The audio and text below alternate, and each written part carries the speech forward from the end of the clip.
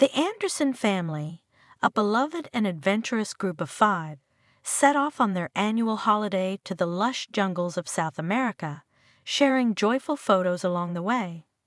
But then, without warning, they vanished. No calls, no posts, no trace. For 5 years, the mystery consumed everyone who knew them. Then, one day, Sophie Anderson, the youngest daughter, reappeared alone, disheveled, and carrying a story so shocking it would rewrite everything we thought we knew. The Anderson family was the kind of family everyone admired. Robert and Emily Anderson, both in their mid-40s, were loving parents with a shared passion for exploring the world. Their 3 children, Lucas, 16, Mia, 12, and Sophie, 8, grew up surrounded by tales of their parents' travels. Every year, the Andersons took a holiday trip to a new destination. In 2018, they planned an ambitious journey to South America to explore the pristine beauty of the Amazon rainforest.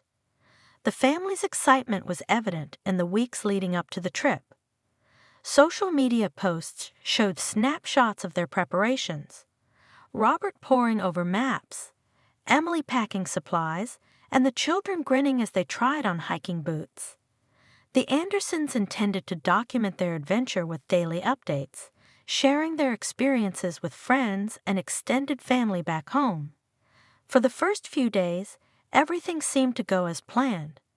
They shared photos of vibrant parrots, towering trees, and boat rides along winding rivers.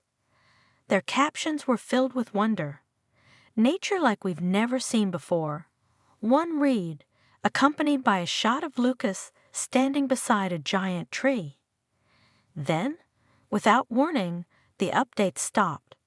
At first, no one was alarmed. Spotty internet and cell service were expected in such a remote area. But as hours turned into days, concern began to mount. The Andersons had promised to check in daily, and their silence was out of character. By the end of the week, their extended family contacted authorities and reported them missing. The search for the Andersons began with urgency. Local authorities organized search teams to comb the area where they were last seen. Helicopters scanned the dense rainforest from above, and boats navigated the rivers in hopes of finding their trail. The U.S. Embassy in Brazil became involved, coordinating with local officials to expand the efforts. Days became weeks, and hope dwindled with each passing moment.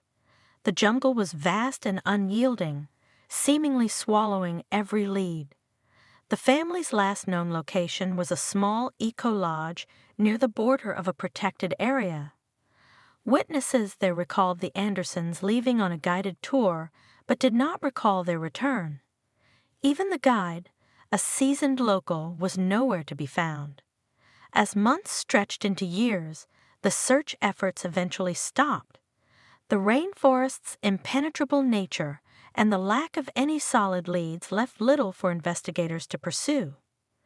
Calls for continued action were met with sympathetic but resigned responses. Authorities and locals alike agreed. The Anderson family had likely succumbed to the unforgiving jungle. Their disappearance joined the many unsolved mysteries of the Amazon. It was a routine morning at the American Embassy in Manaus, Brazil, 5 years after the Anderson family's disappearance, when an officer received a call from a local official. A young girl, disheveled and malnourished, had appeared at a remote outpost near the jungle. She was around 13, spoke halting English, and claimed her name was Sophie Anderson. The news stunned the embassy staff. Sophie Anderson, presumed dead along with her family for 5 years, was alive. Sophie was brought to the embassy. Her clothes were ragged, and her hair had been crudely cut. Embassy workers immediately confirmed her identity through old photos and records. Sophie, the youngest of the Anderson family, was the only one who had resurfaced. The questions surrounding her survival were overwhelming. Word of Sophie's reappearance spread quickly.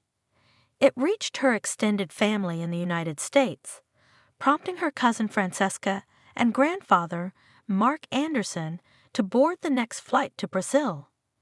When they arrived at the embassy, they barely recognized the girl who stood before them. Sophie was no longer the giggling 8-year-old they remembered. Her face was gaunt, her eyes hollow, and her movements cautious, as if bracing for something unseen. But when she saw her grandfather, her expression softened. Tears spilled down her cheeks. "Grandpa," she whispered, throwing herself into his arms and clinging tightly, as though afraid he might vanish too. Despite her halting speech, Sophie managed to convey glimpses of her ordeal.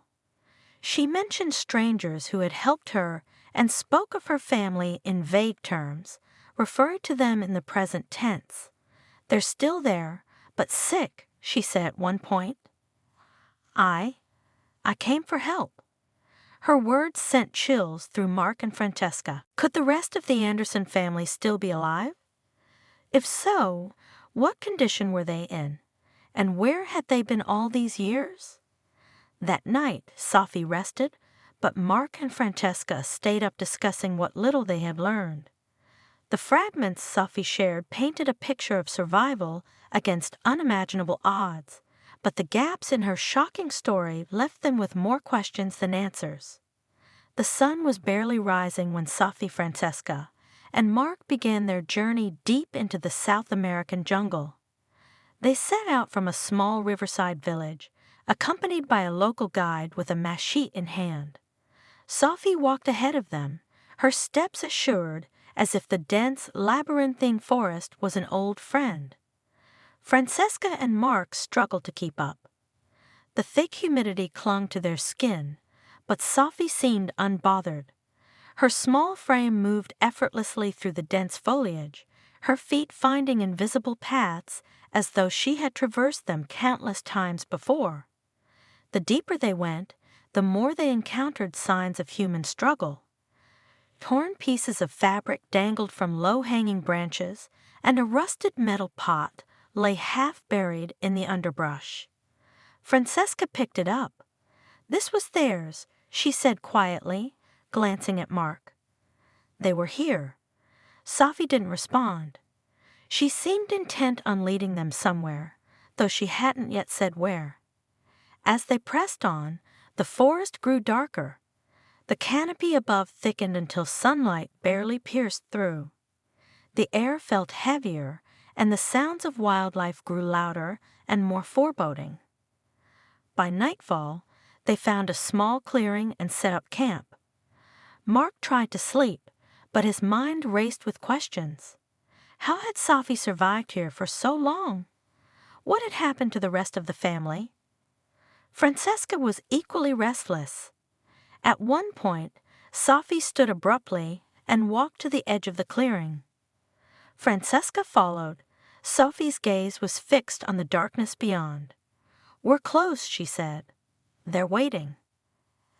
As the first light of dawn pierced through the canopy, Sophie led Francesca, Mark, and their guide deeper into the jungle. The dense foliage gave way to a narrow trail that twisted and turned. Then, without warning, she stopped and pointed ahead. "There," she whispered. Francesca and Mark peered through the underbrush and saw a small village in a clearing. Simple huts made of woven leaves and wood stood in a circle around a communal fire pit. Smoke curled lazily into the sky. It was a place frozen in time, untouched by modern civilization. As they entered, villagers emerged from their huts. Sophie greeted them with gestures and words in an unfamiliar dialect. Her ease with the people astonished Francesca and Mark. The moment they saw the Anderson family, it was as if time stopped. Robert and Emily sat outside one of the huts, nearly unrecognizable. They were thin, their skin weathered. Lucas and Mia were nearby, their conditions similar, fragile, and weakened. The sight brought tears to Mark's eyes. "Emily, Robert," he called out. Robert looked up, his eyes widening in disbelief. "Mark," he croaked. Francesca ran to embrace Mia and Lucas. The reunion was bittersweet. Joy mingled with the stark reality of their condition. Sophie stood nearby, watching silently as the family reconnected. As the initial shock subsided, Mark and Francesca began to take in their surroundings. The village was small and isolated. Its people lived off the land with remarkable ingenuity. They farmed modest plots of vegetables, fished in nearby streams, and foraged for medicinal herbs.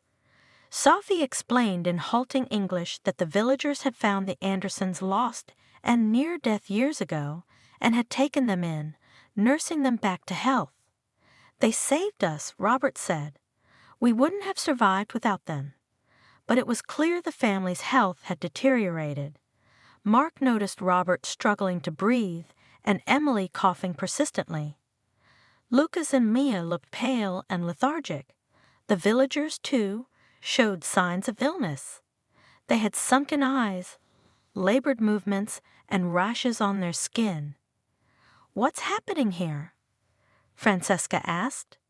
Sophie explained that a mysterious sickness had spread through the village months ago. It affected everyone, including her family. The villagers had done their best to treat it with traditional remedies, but their isolation left them without access to modern medicine. "That's why I left," Sophie said softly. I had to find help." Mark's heart sank. The situation was dire. The family's survival depended on immediate medical aid, but the village's remote location posed a significant challenge. He and Francesca discussed their options with the Andersons and the village elders, who were reluctant to expose their community to outsiders. "They're afraid," Emily said. "They've lived here for generations, hidden from the world. They don't trust what they don't know." The discussion continued late into the evening, with Sophie acting as a bridge between the two worlds. Her fluency in the villagers' language and her deep connection to their customs earned their trust. Eventually, the elders agreed to allow limited outside assistance. That evening, as the fire crackled and the jungle sounds grew louder in the darkness, Sophie sat with Francesca and Mark near one of the huts. Her family rested inside, too weak to join them. Francesca gently encouraged Sophie to share her story. We got lost," Sophie said simply. "The guide took us on a new path, one he said was shorter, but something went wrong. A storm came, the rivers swelled, the jungle closed in around us. The guide," Sophie explained, "had panicked. He led the family deeper into the wilderness in an attempt to find shelter. Days turned into weeks as their food supplies dwindled and their spirits weakened. They lost track of time and direction. Their maps were rendered useless by the unrelenting landscape. We were scared," Sophie said. "But Mom and Dad kept saying we'd find a way out." Then came the breaking point. One night, the guide vanished. Whether he abandoned them or succumbed to the jungle, Sophie never knew. Alone and desperate, the Anderson family pushed forward until they stumbled upon the village. "They found us," Sophie said. "The villagers, they didn't speak our language, but they helped. They gave us food, water, and shelter." At first, the Andersons were wary and unsure of the tribe's intentions.